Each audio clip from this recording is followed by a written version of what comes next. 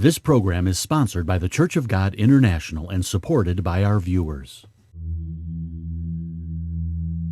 There is a prophecy in the Bible for the end time that describes Israel returning to their homeland. Some have claimed this current return of the Jews is indeed the fulfillment of this specific prophecy. They believe that the present Jewish state of Israel is in fact the manifestation of this ancient prophecy spoken by many of the Old Testament prophets. But the question is, can this be true? The prophet Ezekiel, on the other hand, describes two sticks representing both houses of Israel. Yes, here we are told all 12 tribes of this original nation will become one single nation. The two sticks actually are made one and ultimately will be located upon the mountains of Palestine. And it's at that time when this happens, one king shall be king to them all. But understand, the Jews are only one tribe. They do not represent all 12 tribes of Israel. And yet, the Bible claims all 12 tribes of Israel will return, not just the Jews. So, who are the others? And where are they today? Clearly, if we're to understand Ezekiel, then all the tribes are to return in totality. And if that's correct, then they must exist in the latter day. But how is this possible? Because we're told they've been lost down through history. What are we missing? Well, stay with us as we explore this subject on today's program. In times like these, we need the armor of God for the well-being of our families, to help you stand in the evil day. The Church of God International presents Armor of God, a program of biblical understanding.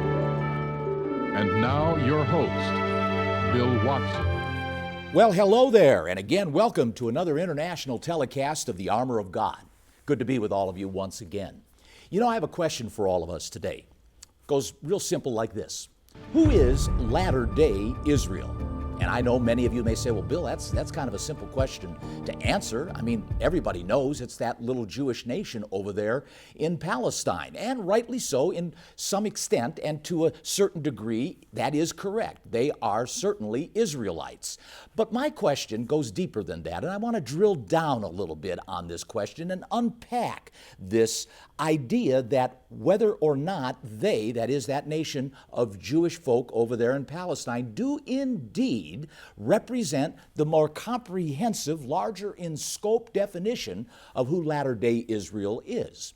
So bear with me today as we explore some of the scriptures that hopefully will give you a broader, bigger, and deeper understanding of just who latter-day Israel really is. Over here in Genesis chapter 12, I've already turned there for the sake of time, in verses 1 through about 3, we see a proposition given to Abraham by God, and by the way, Abraham, whose name at this time was still Abram, took him up on it. And what it was an opportunity for him, if he obeyed God, to receive, believe it or not, two promises. Many people don't pick up on that. But here in verses 1 through 3, we see two promises are posed by God if Abram, here later on, Abraham would obey him. And it's simply stated here. He says, verse 2, I will make of you a great nation, and I will bless you, and make your name great, and you shall be a blessing. He goes on in verse 3, I will bless them that bless you, curse him that curses you, and, here it is, secondly, in you shall all families of the earth be blessed. So here we have these two promises given by God to Abram, that if he would obey him, he would make him a great nation, and through his seed, through his lineage, his ethnicity, all the families of the earth would be blessed. Well, I want to get into this a little bit, but I'm going to interrupt myself to present to you two offers before we really drill down and unpack these two promises. All you've got to do is give us a call there at 888-578-8791 and ask for these two offers that we're presenting today on today's program. One of them is a 12-hour series, lecture series, on the biblical origins of the United States of America and the British Commonwealth. And that is 12 hours. We're going to give you coupons and ask you to send them in order for you to get all of the series that will be available. Now, also, there's going to be an additional CD, and that one is basically titled Two Prophecies to Consider. That's just a single 1-hour presentation, Two Prophecies to Consider, but we'll also go into more detail about the information that I'm going to share with you today. You can hit us on that website as well as you see it there posed on your screen. And that's at www.cgi.org. And also, we wanted to present to you our CGI digital network, where you can now download these things. If you want to immediately get this information without waiting for CDs, you can go ahead and download them through our CGI digital network at iTunes App Store or Google Play and or Amazon. You can get this downloaded immediately. And don't forget about watching us on Apple TV and Roku. We've got all kinds of information here available to you throughout all these mediums that you can access this information that hopefully will help you and enhance your relationship with God and Jesus Christ. One last reminder too, don't forget to tune in on every Saturday where we webcast in real time speakers that are basically advertised to speak at certain times of the day on Saturday with a subject that we hope you'll find very interesting, either on some kind of news item or biblical interest and or situation and or Christian living principles that I hope and certainly think you will find very, very helpful, as I said, with your walk with Jesus Christ. So one more time now, 888-578-8791 on the phone number to order these free offers, or you can hit us on that website as pointed out at www.cgi.org. Now back to the program here, where we're beginning to address this question about who is latter-day Israel. And in all due respect, and I know many of you will say, well, Bill, as we've already mentioned, that's got to be that nation of Jewish folks over there in Palestine. And you know, you're partly correct in that, because we know that all Jews are Israelites. But here's the hidden dynamic of that. Are all Israelites Jews? And this question needs to be answered with clarity, because the fact of it is, this promise, as we've already stated and established, is broken out into two segments in Genesis chapter 12 and in verses 1 through 3. We read them before, and we'll put it up on your screen right now. 1, he was going to be made a great nation. And 2, through his line, through his lineage, his ethnicity, his family line, through Abraham's family line, he would be, that is, the seed would come from him that would bless all the families of the world. Now, when you think about this, you have to question yourself as to, well, now wait a minute, how does this work? How does this really play out? And this is the mystery. My friends, it is so amazing how God, the designer, engineer, he is so meticulous about what he's doing, the story he's weaving and telling throughout his Bible. As I've often said, from Genesis to Revelation, this is a story about how he, God, is reproducing himself and bringing things to fruition just exactly the way he designed it. To the utmost detail.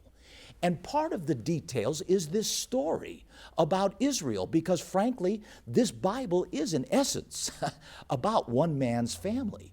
And one of the major changes, modifications on the course in respect to this detail about the nation of Israel is how God begins to intervene. That's right, God does intervene in world affairs, and he did intervene in this particular case regarding Israel after Israel became a nation.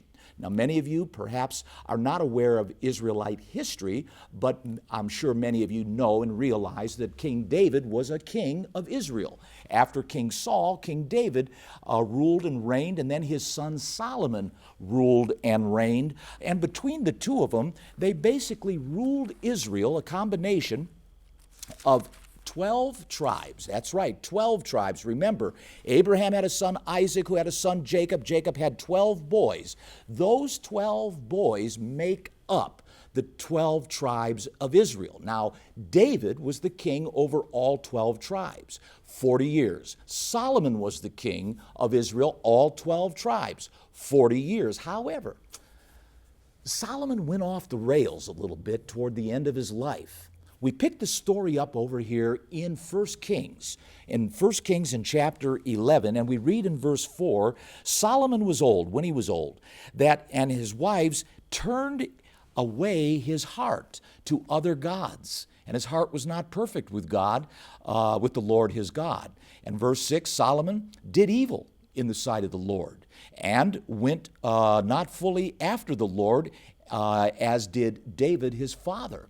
And the Lord, verse 9, was angry with Solomon. Now, I don't have a lot of time to go through all the details here of chapters 11 and 12. So let me just take opportunity here to summarize a little bit of just how this plays out.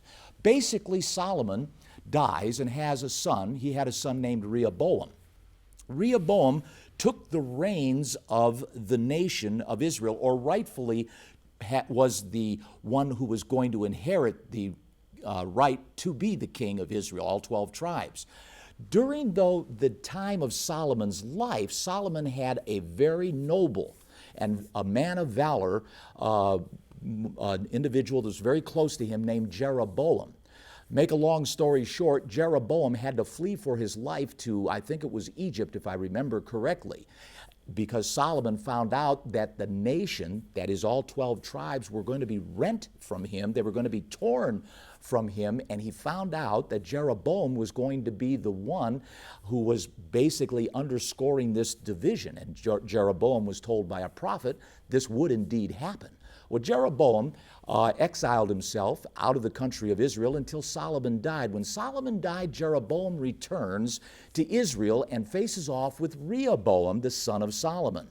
Well, in chapter 12, we begin to see how this story plays out. And in verse 1, we see that Rehoboam went to Shechem to basically be crowned as the king of Israel. Verse 3, we read, they sent and they called for Jeroboam, and all the congregation of Israel came up to speak to Rehoboam.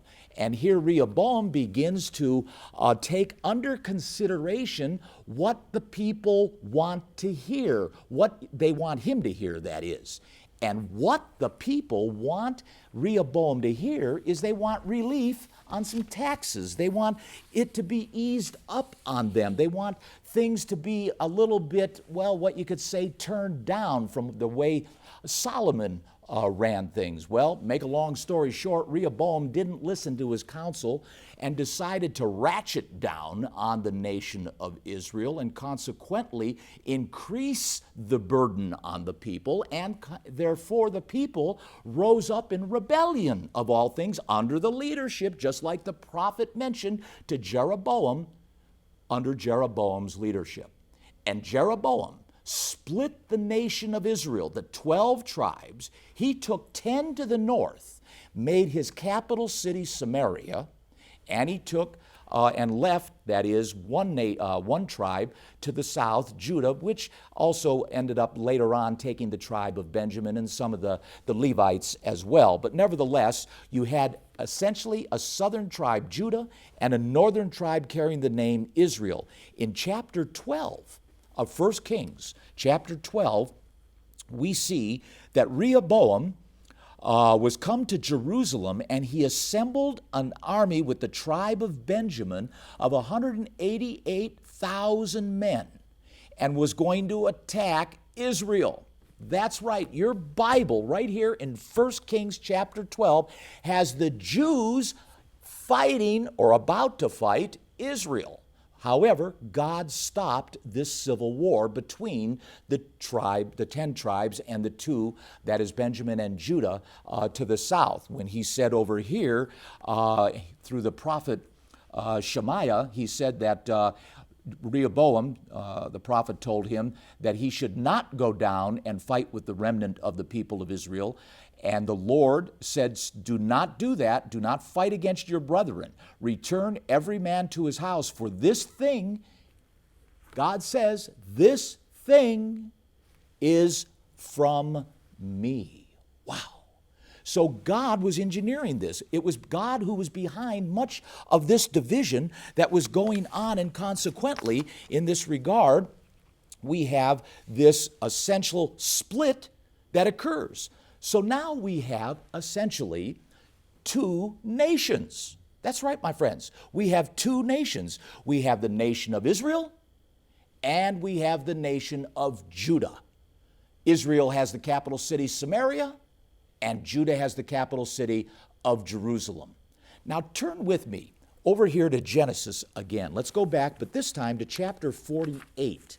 I want to spend a little time in chapter 48 just to follow this name Israel. Very important we follow this name Israel through this thread, because this becomes now key in essentially locating the separation between these two promises we read about in Genesis chapter 12. Remember, Genesis chapter 12, the two promises, a great nation and a blessing through your seed, okay? So here in Genesis 48, we see this item about this great nation actually split into two segments. That's right, two subsections. And here the story is, real quickly, Jacob, who's old, his name being Israel, states here in verse 13, Joseph, one of Jacob's sons, brings his grandsons, Manasseh and Ephraim. These are the grandchildren.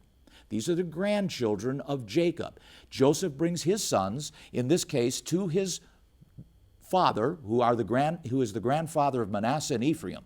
And they sit there and essentially meet him. And in verse 13, we're told that he takes them both, Ephraim to his right and Israel's left hand, and Manasseh to his left, that is Israel's right hand. Israel stretches out his right hand, and he crosses his hands and puts his right hand on the younger and his left hand on the older, the younger being Ephraim, the older being Manasseh. Make a long story short, here in verse 19, we read, after Joseph tries to change it, his father says, no, I know what I'm doing, Joseph. Jacob says that and assures Joseph of that. And he says here, his father refused and said, I know, my son, I know. He said also, he shall become, that is Manasseh, shall become a great people. But truly the younger brother shall be greater than he, and his seed shall become a multitude of nations. And he went ahead and he blessed them, saying, in them shall Israel bless, saying, God make thee as Ephraim and Manasseh. And he said, Ephraim before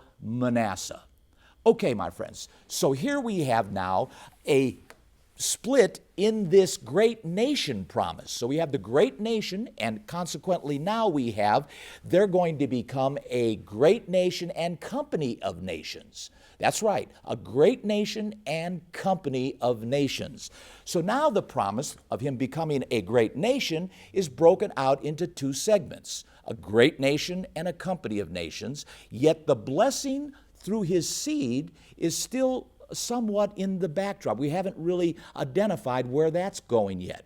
Well, turn with me over here to 1 Chronicles chapter 5. I want to go over there real quickly to 1 Chronicles, and in chapter 5, we read this separation of basically this event that is now going to begin to identify this separation between these two promises. Here in 1 Chronicles chapter 5, we read that the birthright, and that is the word or the term associated with the great nation, because what was attached to the promise of the great nation was material wealth and affluence and power, militarily as well as financially. A lot of wealth. So much wealth we find in other prophecies that frankly the great nation and company of nations would overflow their boundaries and they would become very, very beneficial in many respects, financially wealthy, affluently to other nations of the world. That's right, my friends. But here in 1 Chronicles 5, we see additional information with respect to that blessing of the seed. Notice, in verse 1 of chapter 5, we read here, halfway down, his birthright was given to the sons of Joseph, taken from Reuben because Reuben had some sexual improprieties with one of Jacob's, his father's wives. That's another story. But here the birthright consequently was shifted to Joseph. And Joseph had that birthright, as we saw in chapter 48 of the book of Genesis, given to the grandsons of Jacob, Manasseh and Ephraim, becoming a great nation and company of nations. And here we read in verse 2, and Judah prevailed above his brethren, and of him came the chief ruler, or you could say the chief prince, or you could say even the chief commander. He was the noble leader. Out of Judah, the chief prince would come. And we understand in Hebrews chapter 7, verse 14, I'm not going to turn there, I'm just going to reference it. We are told that Jesus came out of the tribe of Judah. So now we see how this is beginning to play out. God engineers this separation by separating his 12-tribe nation into two nations, Israel and Judah, and the seed that would be the blessing to all the world would come through Judah. And of course, we all know Jesus was Jewish. But this nation of Israel, carrying the name Israel, went on to basically, in history, take on a different profile. It took on this profile of material wealth and affluence, and in all due respect, became a great nation and company of nations. So let's summarize this a little bit. We have basically the great company of nations and the great nation.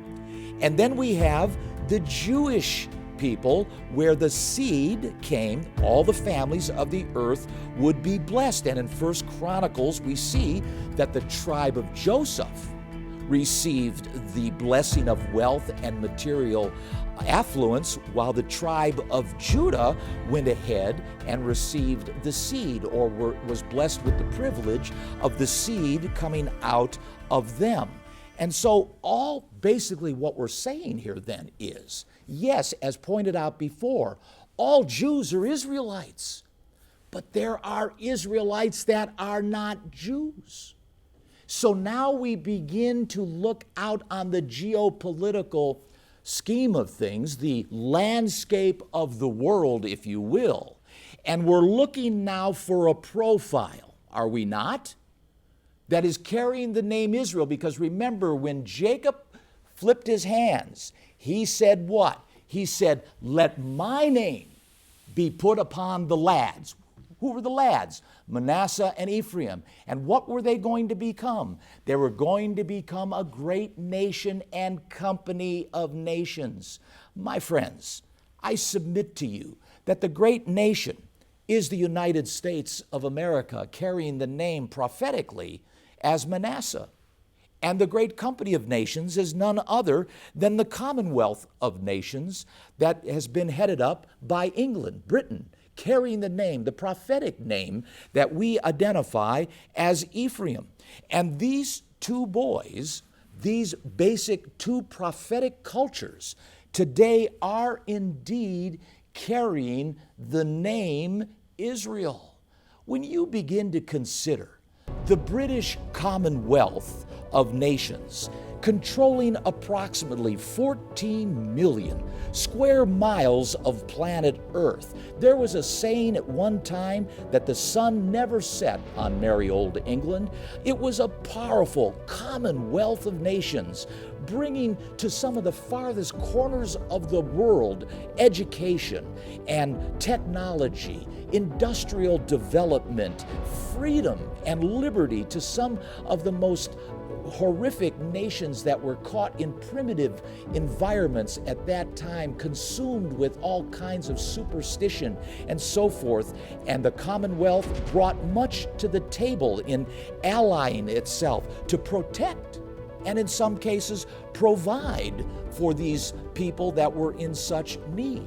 The United States of America did basically the same thing in many ways, was not as colonizing as the British Commonwealth people. They were never a nation building force in the world, but they provided much security to the world, much like a lion among the beasts of the world. And when necessary, it could have its way with all of the beasts of the world's nations. It could tear to pieces and none could deliver. Do I have to remind some of us in lifting its hand against its enemies during World War I and World War II? How about in the early 90s, here in more recent times, under the leadership of General Schwarzkopf in Desert Storm, there in the Middle East, pushing Saddam Hussein back to Iraq after he invaded Kuwait. And then, of course, here even recently with the current President Trump bombing Syria as a result of them using, the germ kind of warfare, or gas, I think it was. These are all things that we see the United States and Britain bringing to the table, but yet by the same token, these remnants of Israel could be gentle as a young lion, providing help to the farthest corners of the world, charity, and all kinds of medical help and different types of relief from disasters, whether they be natural, earthquakes, hurricanes, or drought and famine, or even the rebuilding of their countries from war. These two forces, these two very materially wealthy and militarily powerful nations, cultures, have been very, very much a balance of power to the world that we live in today. But my friends, the time is coming. God is not amused with the cultures of the United States or with that of the United Kingdom. And God is going to visit our nations at some time. And the voices of the prophets come alive, my friends, when you begin to make the connection with the nations and the cultures that are indeed carrying the name of Israel. Time's run out on me. Go ahead now, dial 888-578-8791. Get the offers, the 12-hour lecture series on the biblical origins of the British Commonwealth and the United States of America. And don't forget, hit us on our website at www.cgi.org, and let me remind you of that CGI digital network where you can download those apps. My friends, this is Bill Watson reminding you always, you keep on that armor of God so that you may be able to stand in this evil day. Armor of God and the free material offered is brought to you by the Church of God International of Tyler, Texas.